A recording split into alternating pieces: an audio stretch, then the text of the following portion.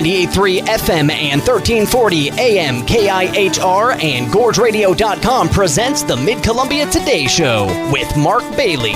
Special thanks to our sponsors, Skyline Hospital, Eastside Paving, and Del Carpine Automotive. Now, here's Mark Bailey. Good morning. Coming up on 8:05, it is a Monday. We start a shortened week, at least for the show. We will not be on Friday, with the 4th of July being on a Saturday. We're getting Friday off. So it's just a 4-day week on the program. Here's what we're scheduled to do this morning. First part of the show, we are expecting a visit from Meg Hartley from Helping Hands Against Violence in Hood River County. We'll talk to her about what they do. She is involved in community outreach and prevention education. And we'll talk about that with her. Second half of our program, Todd Andrews, Klickitat County Commissioner, is scheduled to be with us on the phone. And we scheduled this before the fire, the Lyle Hill Fire. We'll ask him about it. I'm not sure how involved he has been to this point. Usually county commissioners are being updated on a fairly constant basis.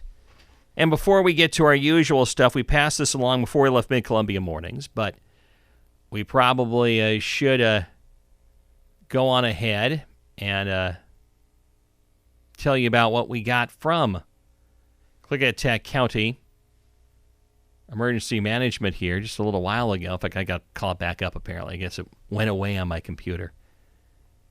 Not at a good time. There we go. But they issued the update here about 7 o'clock this morning.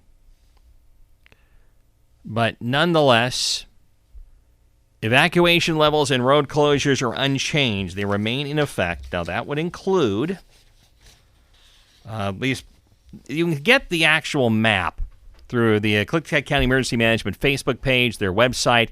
Probably can get it off the Klickitat County Sheriff's Office Facebook page as well. But the description I got was Level 3 Go Now orders in place for those between Highway 142, Centerville Highway, and south of the Columbia River, west of the Struck Road intersection with Centerville Highway, and north past Oliver Point Road. We can also tell you there's an American Red Cross shelter open at Columbia High School in White Salmon for those who need it. And Doug's Beach has closed recreational use to allow for aircraft water supply. So if you are going to be out on the river today, and certainly the winds are such that I'm sure a lot of windsurfers will want to be out there, don't go to Doug's Beach. They are it's got a very much more important use than just windsurfing today. It is a big part of the water. I probably will throw in, across the Columbia River, and this is a note for throughout the summer and fire season, is to, if you are recreating on the river, to be aware that if there is a fire and air support is brought in, the Columbia River is used as a source of water to refill these planes, to dump on these fires. And be aware that if there's a fire going on, you may need to yield to these aircraft, which would seem like a very good idea, probably seem like a very basic idea, and to most of you just common sense, but unfortunately we do get stories from time to time that do not involve a good idea and common sense. So again, today it's Doug's Beach in particular is closed, we're being told, to allow for aircraft water supply for the Lyle Hills Fire. Don't really know anything else about it at this point as far as what we knew going into the evening. Last we heard was estimated 1,500 acres, and that is common, by the way, for those of you who maybe are not familiar with this. Those of you who have listened to our show over the years know this information. That we coming out of an evening, and I know people wake up, well, what's going on with the fire? They want to know right away. The reality is once fire efforts are really have begun and gotten truly organized after the first chaotic few hours, you don't really get updates on how the firefighting is going right out of the night. They have to pull the crews off, where they were out overnight. They get reports, and as you get daylight, they're able to reassess where they're at. So I don't have any containment figures, anything like that. We probably won't have them until a little later this morning, if at all.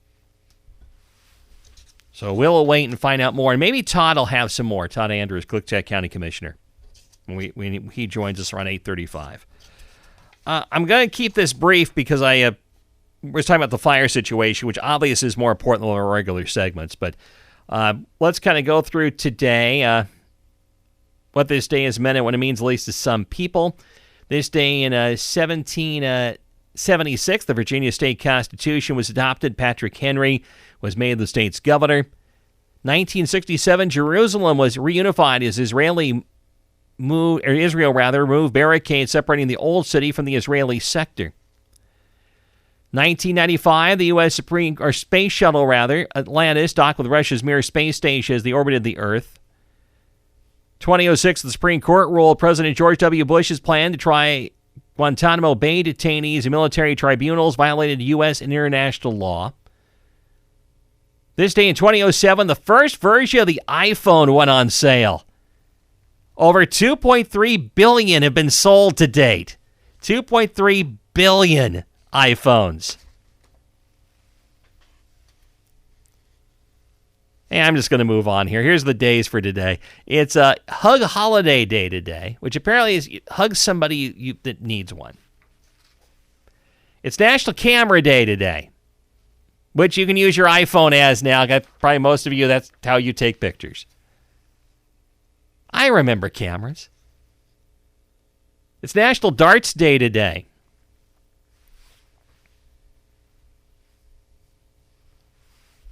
Also, it's National Waffle Iron Day today. I mean, we're really getting specific here. And finally, for food, it's National Almond Butter Crunch Day today. So there you go. For what it's worth, might not be a whole lot. 8:10 in the morning when we come back. Meg Hartley, Helping Hands Against Violence, is going to join us right after this. Dear Friday, Toyota says let's put good times in gear with the Tundra, Tacoma, and 4Runner. Want some cool available features? We've got power tailgates to power game days and a trailer backup guide that's the champ of the ramp. Heck, we might even cancel Monday. Toyota Trucks. Find yours at Toyota.com. Toyota. Let's go places. The Hood River County Fair returns July 22nd through 25th. Bring the whole family for days packed with carnival rides, great fair food, livestock, exhibits, local traditions, and unforgettable entertainment. Friday night, celebrate with the incredible show band Bondadosis and Grupo Maravilla de Robin Maravilla live on stage. Then Saturday night, country legends Black Hawk take the stage for a concert you won't want to miss. Summer memories are made at the Hood River County Fair in Odell, July 22nd through 25th. Concerts are free with fair admission.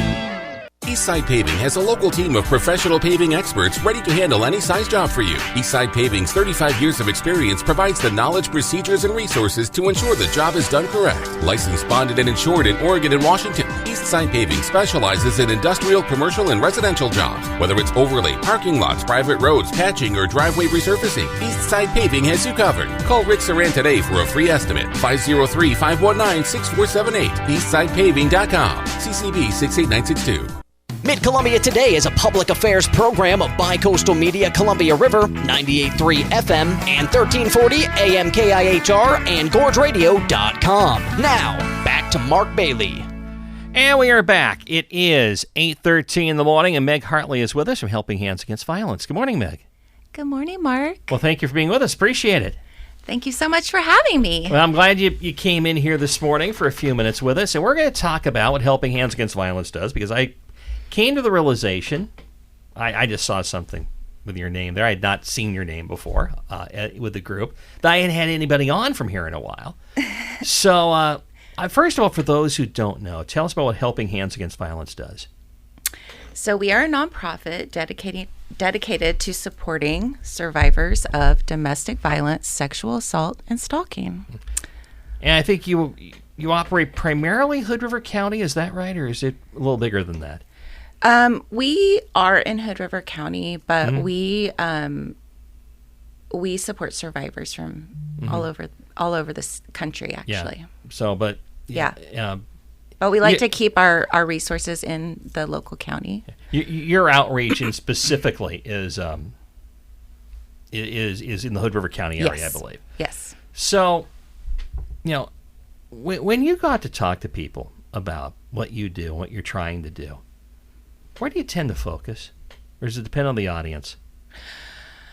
It depends on the audience, but I think everyone can agree that domestic violence is pervasive in our communities, and so we can all agree that we want that to change.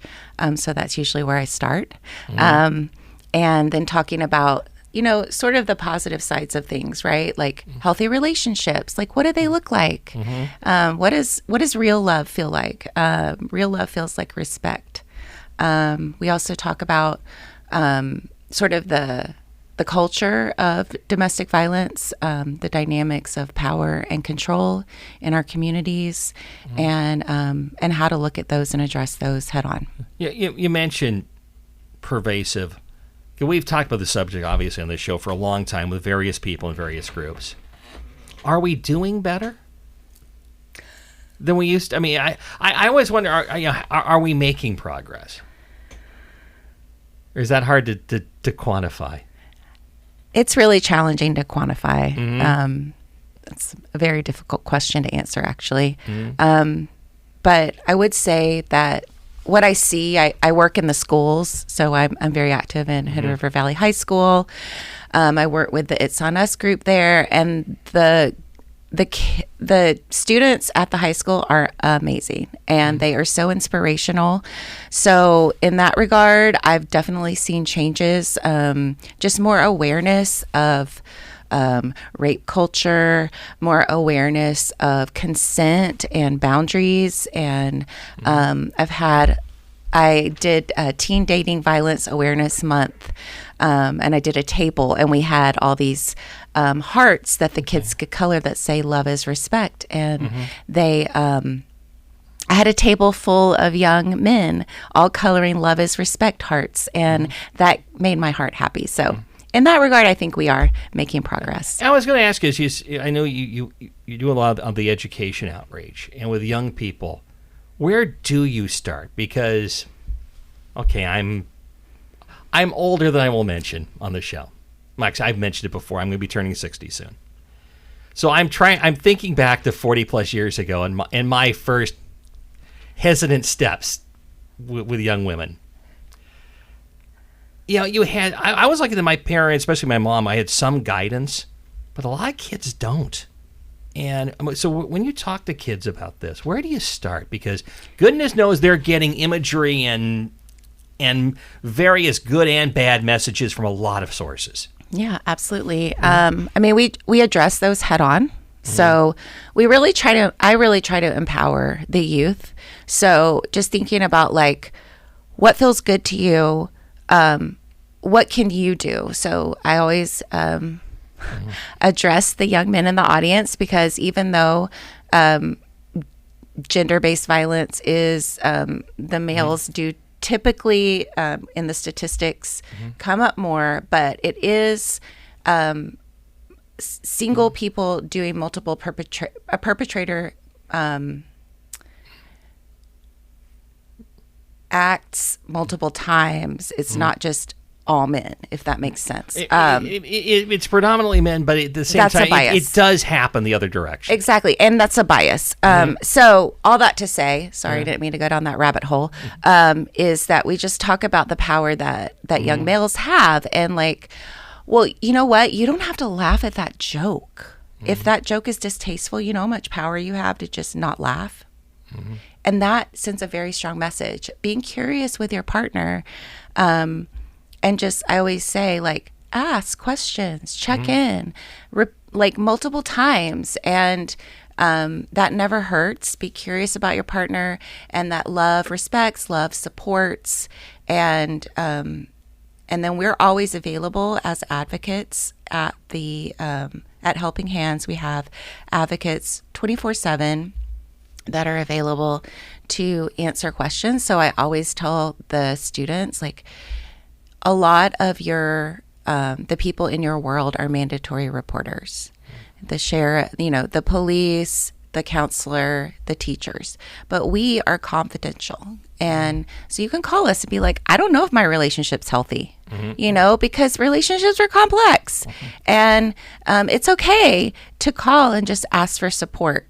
But just remembering that their voice matters, and that that every situation that you're in with a girl or a boy or any gender, each act requires consent. So, and just because you're in a relationship doesn't mean you don't have to get consent. So just remembering that, even as adults, if you're in an intimate partner relationship, consent is always necessary. And so honoring our boundaries as humans, caring for ourselves and caring for others and each other's boundaries is the first step to having a healthy relationship.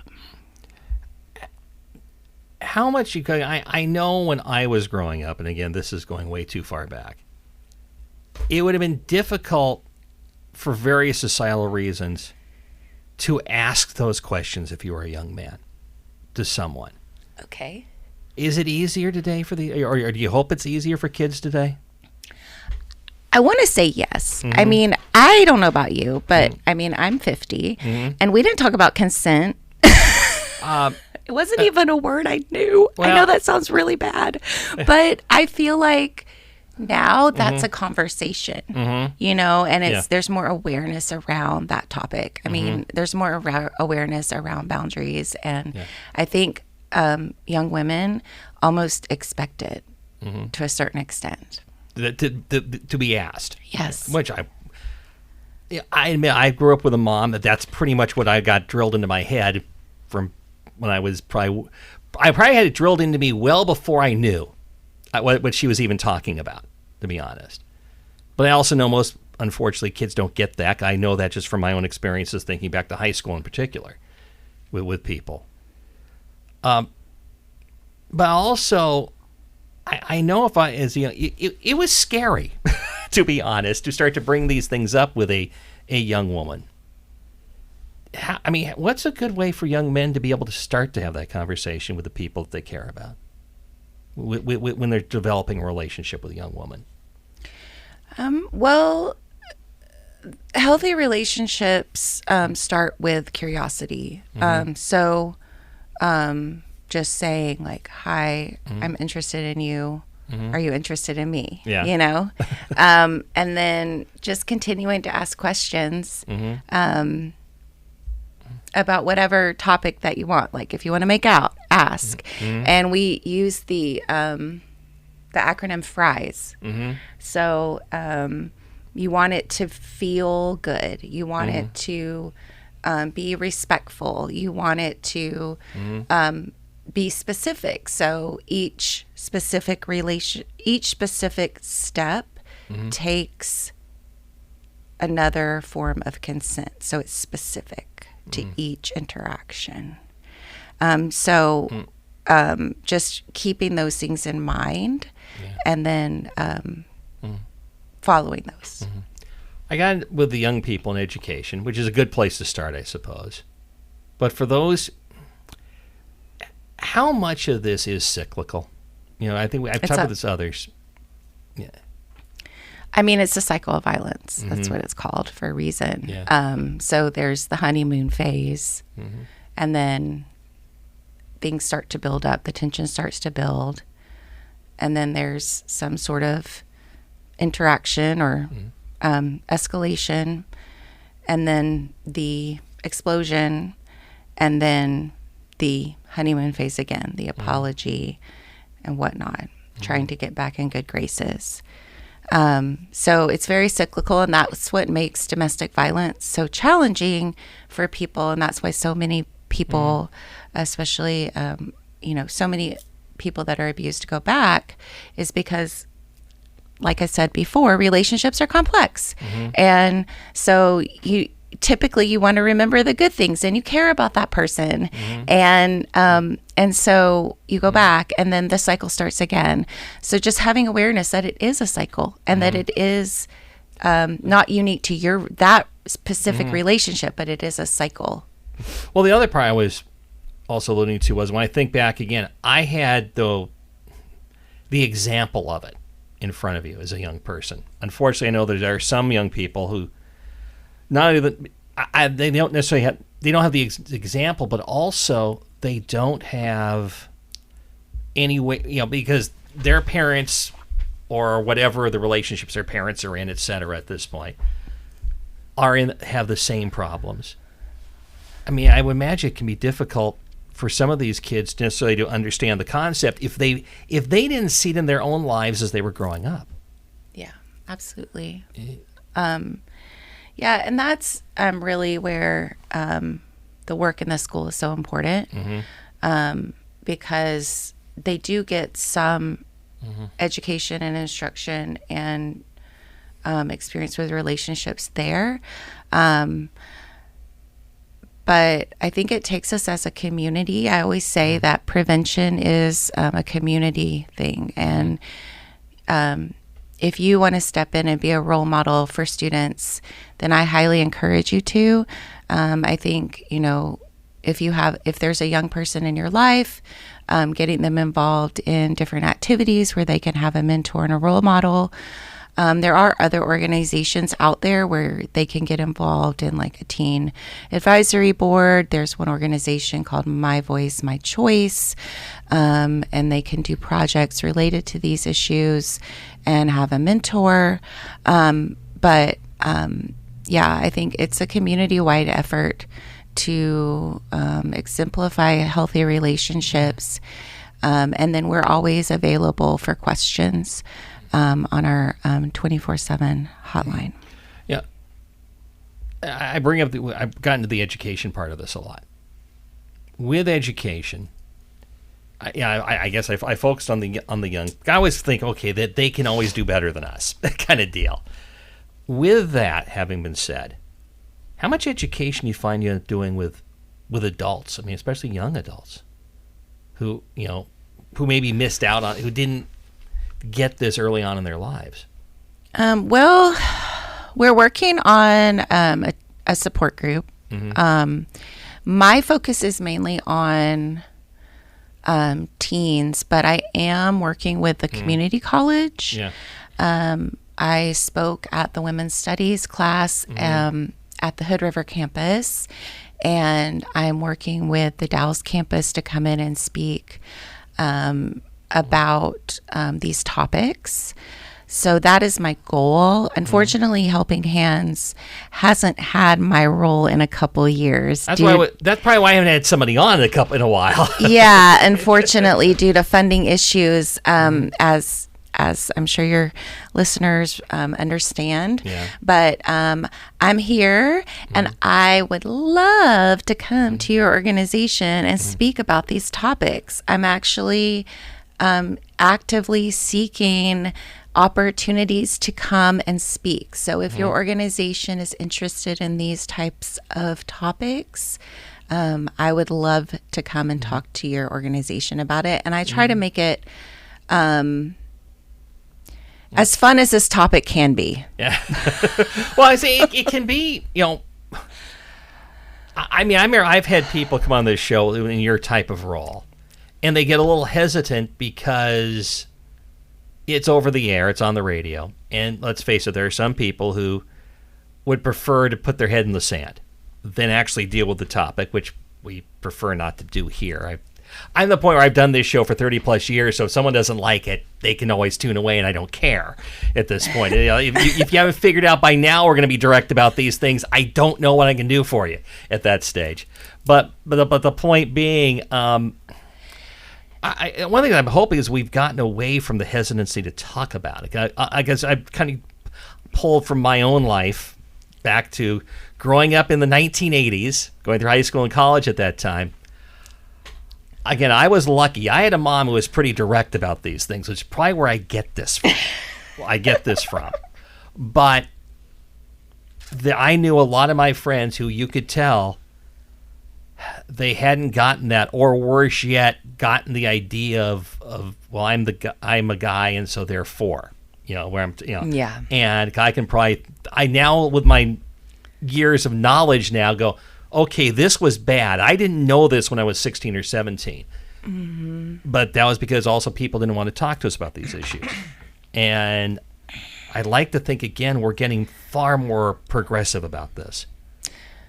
I mean, I would like to encourage you, and I want to believe in that. Yeah. However, I don't know if you read the news lately. Oh, well, I do the news, yes. Being a journalist, yes, I have seen it. I understand that what I just said was pretty utopiast in nature. But, you know. Sadly. Mm-hmm. But, you know, we just try to keep up the good fight, and that's why I want to come and talk to your organization. Yeah. So if someone wants to come, whatever organization it might be, I didn't know we were going to get into a laughing fit on this one. You know, I assume it can be from service organizations to businesses, etc. Absolutely. Absolutely. Yeah. I went and spoke at the health department. I have spoken at, like I said, the community college. I am not picky about where I speak. Yeah. And I can do short form, long form. I've done 8-hour class. So I have lots of information I can dig into or keep it, you know, top of funnel, top level, so to speak. Yeah. Before we let you get away here, because we always like to do this, you never know on the radio or on a podcast if someone is hearing this and is in a bad relationship or is experiencing domestic violence. And again, when we mentioned Helping Hands Against Violence, you kind of cover Hood River County, but all these organizations around, be it WAGAP, etc.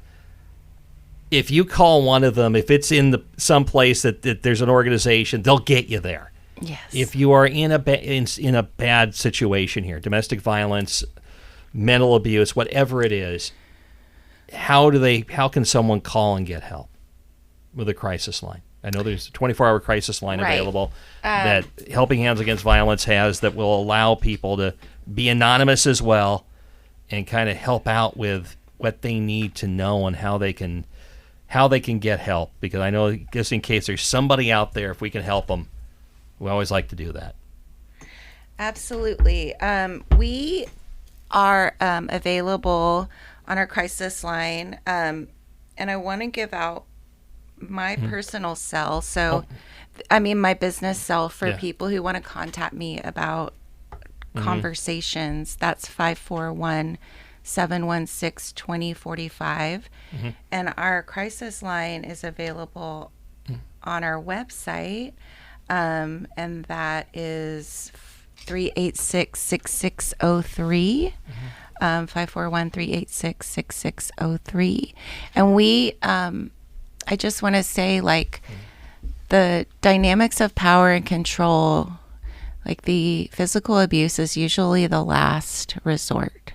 There are so many other aspects of power and control: financial abuse, technological abuse. So, and then of course, verbal, emotional abuse, and lots of others. I always encourage people, Google the power and control wheel. It's very enlightening. But yeah, just, there's help. I'm a survivor. And one of the reasons that I stepped into this role is because when I needed help, I didn't know where to turn. And there is help available. And we can help with getting you all the things that you need if you're in crisis. You don't have to wait to leave. We can get you clothing, food. We can get you whatever you need to get to safety. So don't hesitate to reach out, even if you're not sure. I had someone call, a concerned friend call, and they were like, what does she do? She says she needs to do this, this, and this before she can leave. And I said, no, we can help with all those things. Like, we can help her find a lawyer to talk to. We can help with lots of different maybe problems that you're trying to solve. Meg Hartley, Helping Hands Against Violence. You will be back. We will bring you back here. And we will not let it be as long as it's been with Helping Hands. It is 8:33 in the morning. Thanks for being here. Thank you so much, Mark. We will come back and talk about the fire. We got a little more that came in here while I was doing that interview, so we will come back and talk about that when we return right after this. The threat of wildfire poses a growing risk to Oregonians, and recent wildfires have provided some important lessons. You can prepare now by taking 3 important steps. Step 1. Contact your insurance company to make sure you have the right amounts and types of coverage. Step 2. Create a home inventory by taking photos or videos of your possessions in each room of your home. Step 3. Gather and make copies of important identifying and financial documents. Store them in the cloud or another secure location. These 3 actions can help you and your community be more resilient in the face of wildfire. Be wildfire ready by being insurance ready. Visit dfr.oregon.gov/prepare now to learn how. This message brought to you by the Oregon Division of Financial Regulation, the Oregon Association of Broadcasters, and this station. Coffee for Mid-Columbia Today guests is provided by Hood River Coffee Roasters, the gorgeous local coffee roasters, on Tucker Road on the Heights in Hood River.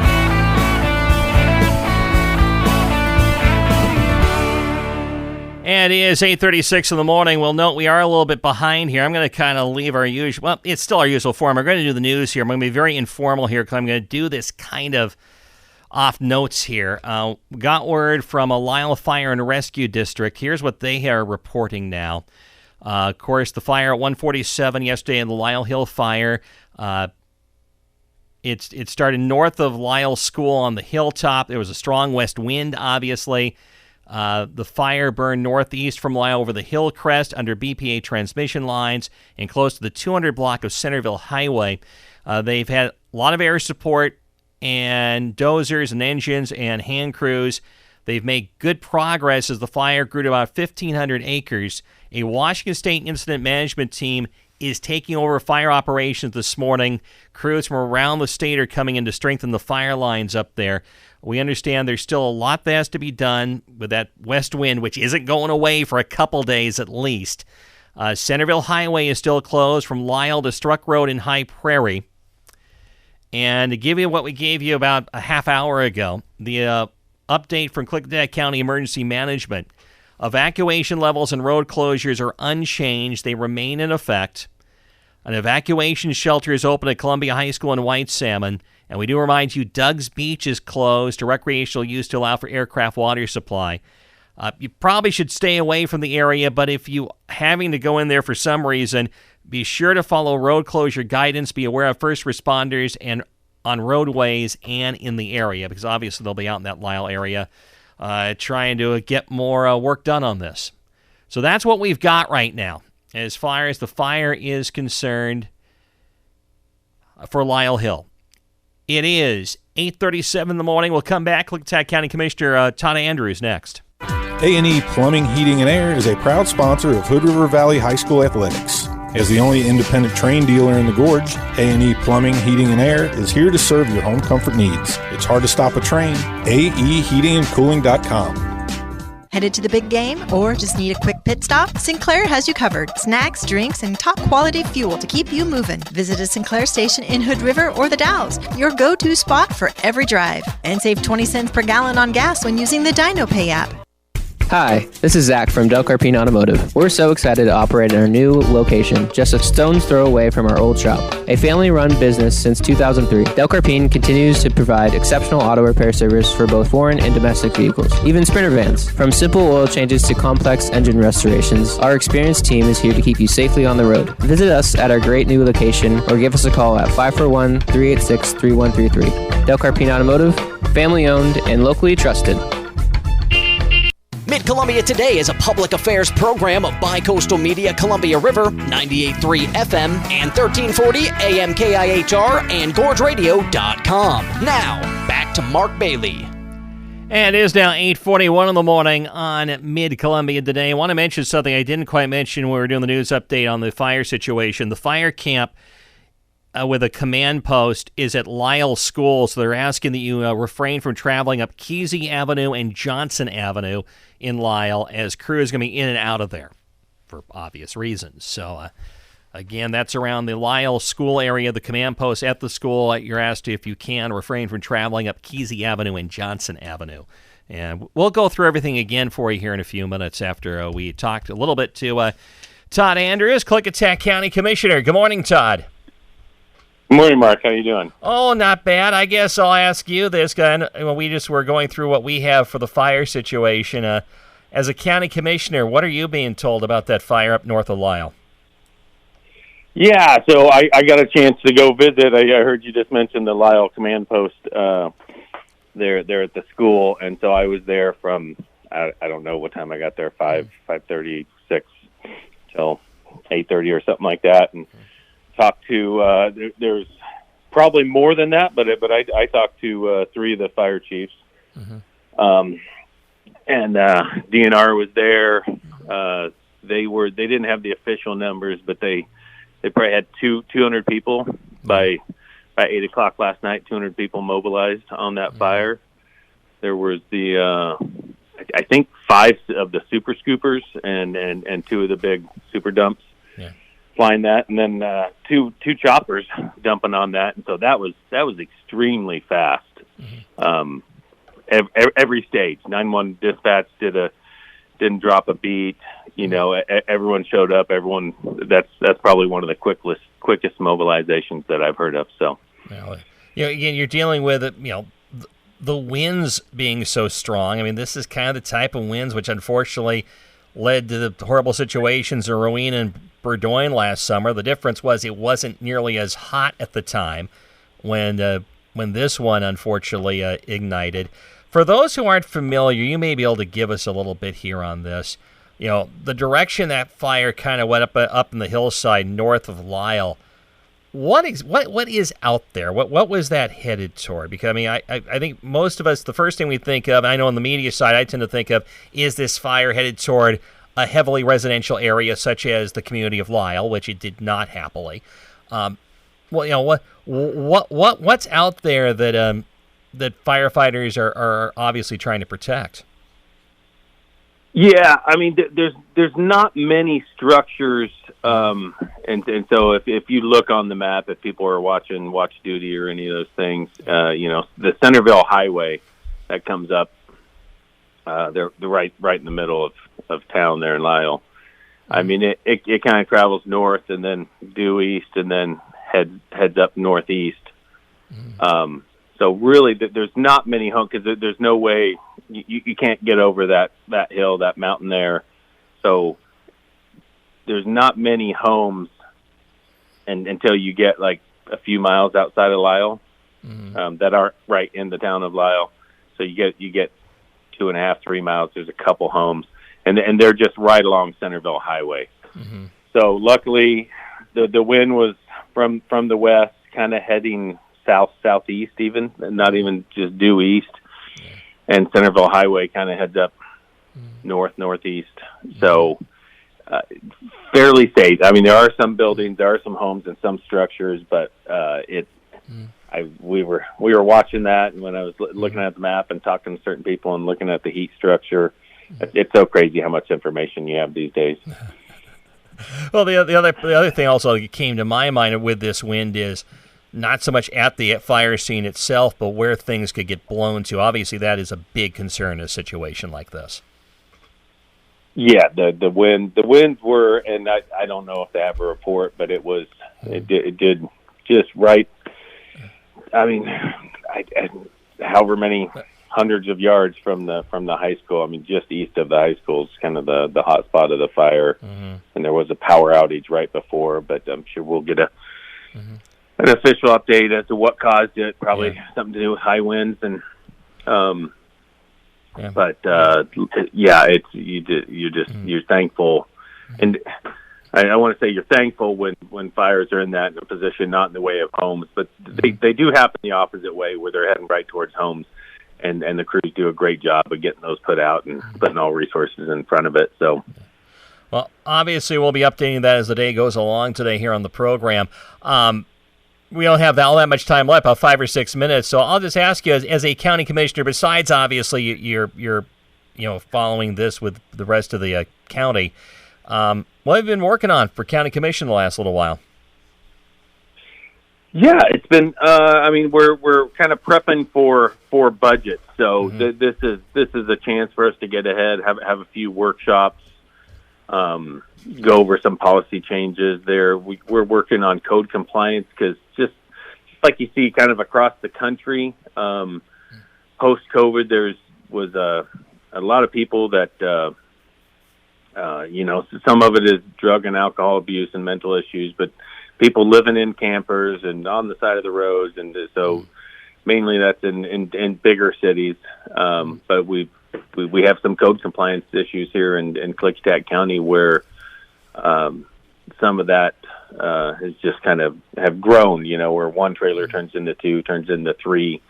And being in Washington State, and that's why I go around to most of the community meetings and say the majority of your problems, we're the lowest tax county in all of Washington State. Where we do a pretty good job, I like to think, but the majority of our problems come from Olympia and the state we live in.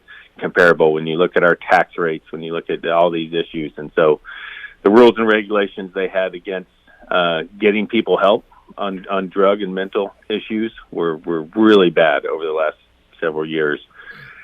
And then the issue for some of them going and taking care of some of these issues, having law enforcement actually enforce some of these things is kind of difficult. So we're seeing we're going to have some heavier fines. We're going to we do a good job of helping people to clean up, but on some of these ones that are repeat offenders, we just need to give them a little nudge, I think. So, so as you try to go about that with code compliance, do you have, as a county, a code compliance officer?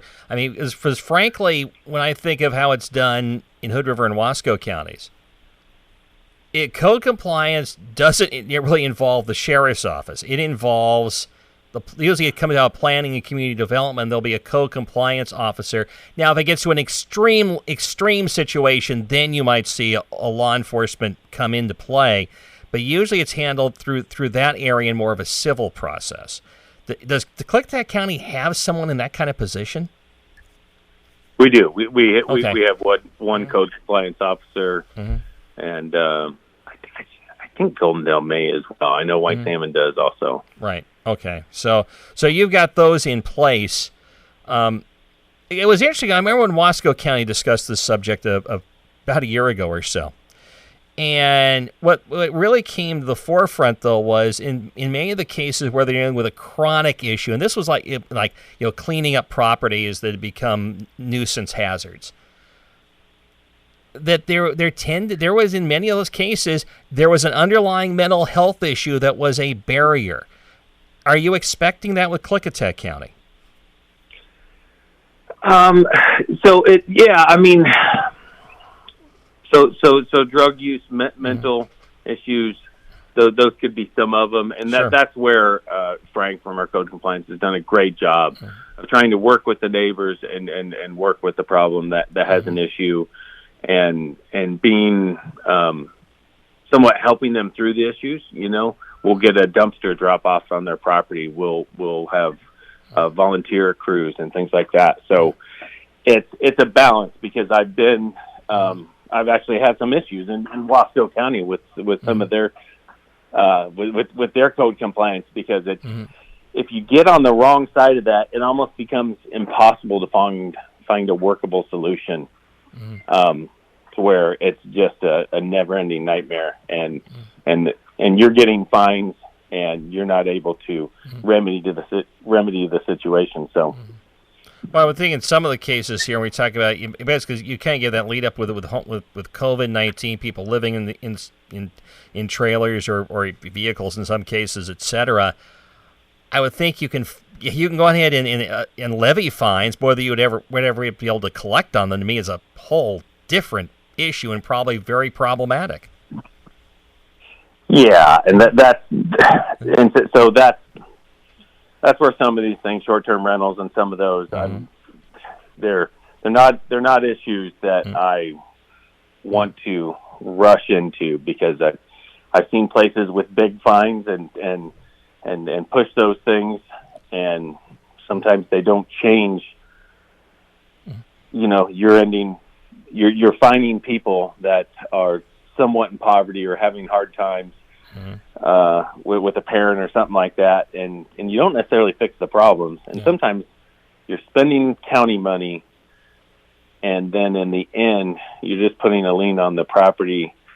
And so that's what I want to make sure. We're not spending taxpayer money and issuing fines that's hurting people that are going through issues. It's how do you take care of the problem, clean up the problem, make sure there's not a fire danger, some of those sorts of things. So it's I like the approach we take, but it's been, the pendulum always swings, and it's gotten to where some of these issues haven't been cleaned up, and there are some health and safety issues. And so, I know I got to run here, but is some of that also, quite frankly, I mean, I assume your code compliance officers have probably other duties to do as well. That some of this gets to just, it's difficult on the county side with everything that people have to do in their jobs, and you've got right now, of course, a situation where you're being very careful about how many people you hire for budgetary reasons, where it can be difficult to kind of keep the prodding going. Yeah, I mean, the main thing is that the direction we didn't really issue many tickets because our code compliance, it was our fines were so small that it was kind of ridiculous, and so we didn't. The direction was like help them, prod them. So now we're going to have a little bit of a fine and see how that goes and take some different directions. Admittedly, it does take kind of a carrot and a stick approach, doesn't it? I mean, you do have to have kind of those fines in place for the extreme cases, but you hope you never have to go there in the first place. I think we can all agree on that. There are some problem properties and some safety issues and people living in that. You're not necessarily helping people and caring about people, letting them live in certain conditions. So there's a, like you said, carrot and a stick, hopefully a big carrot, small stick, tough love, whatever you want to call it. That's my hope always. Well, we'll talk about this more. We have actually more time to talk about it. Obviously, the fire situation has kind of limited our time here a bit. Todd, thanks for doing this morning. Appreciate it. Hey, thank you so much, Mark. Talk to you later. Todd Andrews, Klickitat County Commissioner. 8:54, we'll come back. We'll go over the fire stuff again. We'll probably run a little over our normal time, but that's okay. We'll do that after this. Eastside Paving has a local team of professional paving experts ready to handle any size job for you. Eastside Paving's 35 years of experience provides the knowledge, procedures, and resources to ensure the job is done correct. Licensed, bonded, and insured in Oregon and Washington, Eastside Paving specializes in industrial, commercial, and residential jobs. Whether it's overlay, parking lots, private roads, patching, or driveway resurfacing, Eastside Paving has you covered. Call Rick Saran today for a free estimate. 503-519-6478. EastsidePaving.com. CCB 68962. I am Heidi Hedlund, the quality manager at Skyline. I'm able to participate in all the patient care processes that are important, like what prevents patient falls from happening, what prevents patient infections from happening. Those type of things happen very rarely here at Skyline, I am happy to say. Skyline's a great place to stay if your family member is sick or if you get sick, because quality is a foundational aspect of Skyline Health. I am Skyline.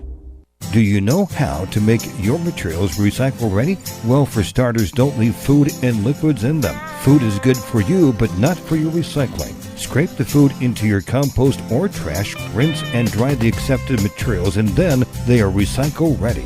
Accepted materials are limited, so check the Waste Wizard on the Solid Waste webpage to learn how to dispose of each item correctly. The Klickitat County Solid Waste Department and Republic Services thank you for recycling right. Tune in weekday mornings at 8:05 and keep up with community events and issues with the Mid-Columbia Today Show on Mid-Columbia's news leaders, 98.3 FM and 1340 AM KIHR. Special thanks to our sponsors, Skyline Hospital, Eastside Paving, and Del Carpine Automotive. Again, here's what we have on the Lyle Hill Fire. We all know Klickitat County Emergency Management about an hour ago or so, actually a little longer than that, announced evacuation levels and road closures are unchanged from where they went in during the night. You can check out the evacuation map at their website, Klickitat County Emergency Management website, their Facebook page. I think also the Klickitat County Sheriff's Facebook page has it. An evacuation shelter is open if you need it at Columbia High School in White Salmon.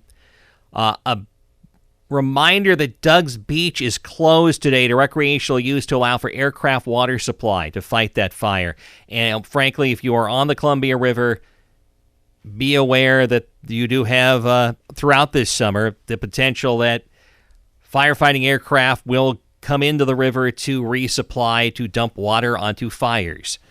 And again, today, Doug's Beach, though, is closed, we're being told, to allow for aircraft water supply. And also, the command post with the Washington State Incident Management Team taking over fire operations this morning is at Lyle School. You're being asked to refrain from traveling up Kesey Avenue and Johnson Avenue in Lyle, as crews will be in and out of there. Centerville Highway is still closed from Lyle to Struck Road in High Prairie.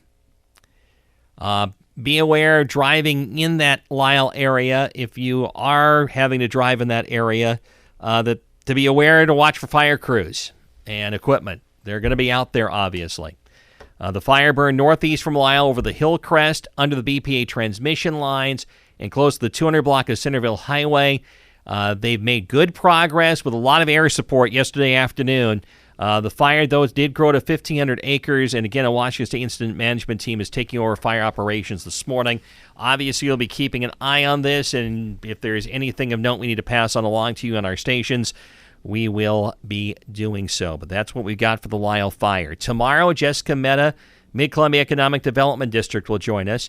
Wednesday, we'll talk the next door. Thursday, by the way, I mentioned at the end of last week that there has been filed in the Hood River County Planning Department a land use partition that involves building an ice rink.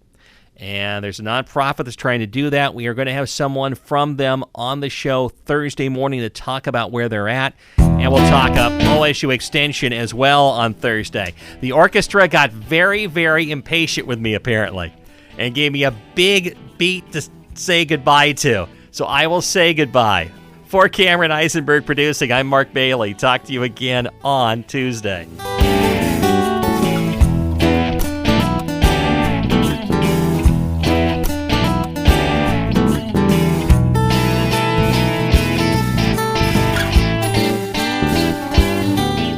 Columbia Today Show is a public affairs presentation of Bicoastal Media Columbia River. The views expressed on the program are not necessarily those of the station, parent company, or of the sponsors. We welcome your suggestions for future shows. Call us at 541-386-1511. Listen to Mid-Columbia Today where you want. Follow or subscribe to Mid-Columbia Today wherever you download your podcast to get the show delivered every day to your mobile device.